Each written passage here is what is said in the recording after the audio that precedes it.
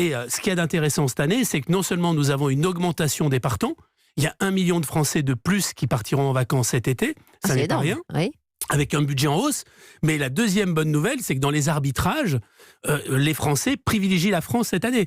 L'an passé, on a assisté à des chiffres records de départ à l'étranger sur l'été, puisque un tiers de nos concitoyens ont choisi des destinations étrangères. Et cette année ? Et cette année, on est en dessous de 30%. Et ce qui est très intéressant, ce sont les arbitrages de dernière minute qui se sont faits en faveur de la France. Il y a certainement aussi tout le fait d'avoir eu chaud, ça doit y contribuer. Il y a aussi tout le discours sur le fait de préserver la planète. On le voit, de moins en moins de Français ont envie de prendre l'avion. En tout cas, ils se posent des questions. Il y a une volonté aussi de redécouvrir la proximité. Oui, on se dit finalement pourquoi partir si loin alors qu'on a des beautés sous nos pieds.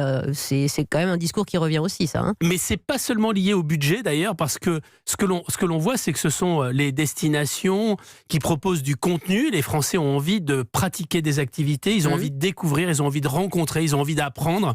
Et on est sorti de la logique uniquement mer et soleil, même si pour l'été, il y en a 60% qui choisissent quand même la mer. Mais on voit que les stations aussi qui ont su se renouveler, amener du contenu. On est sorti d'un tourisme dit de masse pour entrer dans un tourisme affinitaire, un tourisme de niche, un tourisme d'activité, que ce soit cette année, on voit la progression du naturisme avec des chiffres qui explosent chez France 4 Naturisme. On voit un développement aussi des activités sportives, notamment tout ce qui est lié au sport de voile, le kitesurf, ce sont des tendances ou le surf. On voit aussi qu'il y a une recherche de terroir, une recherche de compréhension de la façon dont on fabrique, que ce soit le développement de l'œnotourisme, et même dans des endroits qui n'étaient pas des endroits, bien sûr on connaît le Bordelais, on connaît l'Alsace, mais aujourd'hui il y a un développement de l'œnotourisme, notamment au Cognac, avec une visite de chais. Ça fonctionne très très bien, les chais Annecy par exemple fonctionnent très bien, parce qu'on a envie de comprendre comment on fabrique ces produits de terroir.